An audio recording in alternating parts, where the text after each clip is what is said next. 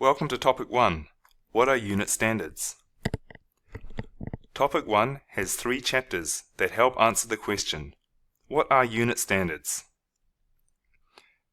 In Chapter 1, we explore the big picture of unit standard assessment in New Zealand and how it fits into the New Zealand Qualifications Framework, or NZQF.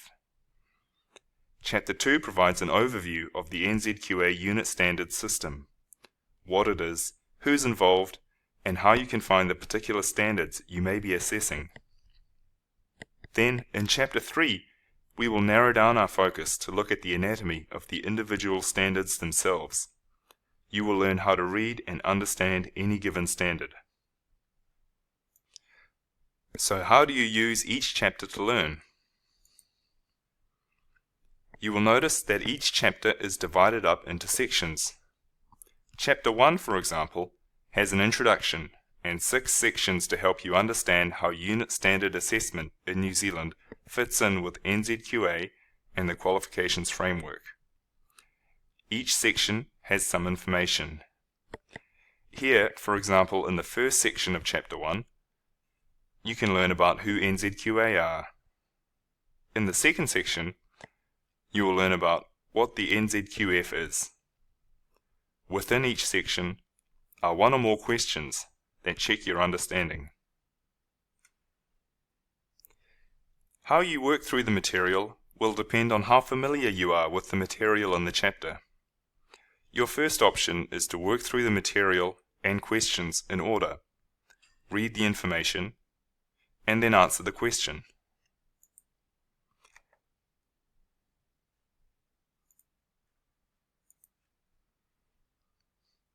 Once you have answered the question correctly, you can move on to the next section.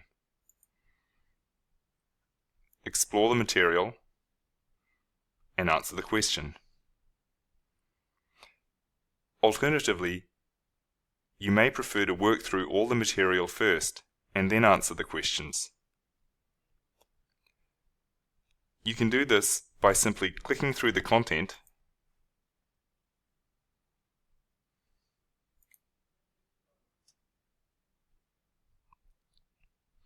and then going to the lesson menu to click on Answer All Questions. Here you will find a list of all the initial questions for each set in one place.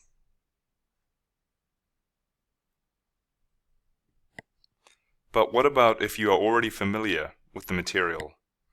In that case, you may want to start with the questions and only explore the material if you need it.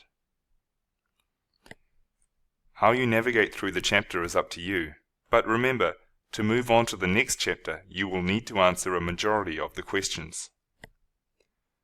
These questions are not part of your assessment for 4098. They are here to help you understand the content. You may repeat them as often as you wish, but they provide evidence that you have met the credit requirements and spent time learning the information, either directly from this online course or earlier on through your own work experience.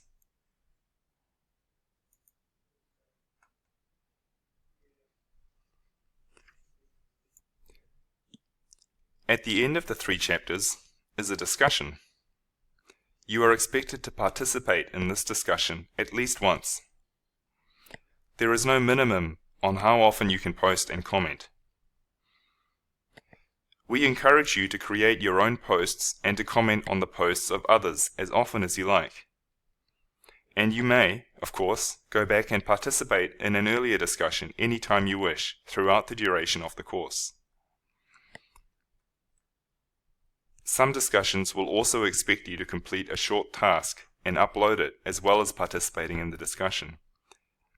If you need a refresher on how to post and upload in the discussion forums, go back to the induction and watch the video.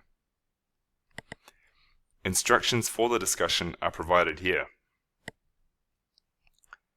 Topic 1 provides some ideas to get you thinking, and there are 3 possible questions you may like to respond to.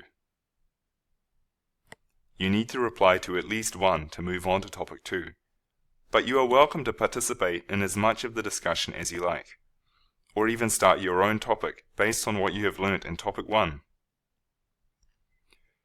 Once you have answered the questions in the first 3 chapters and participated at least once in the discussion, you are ready to move on to topic 2.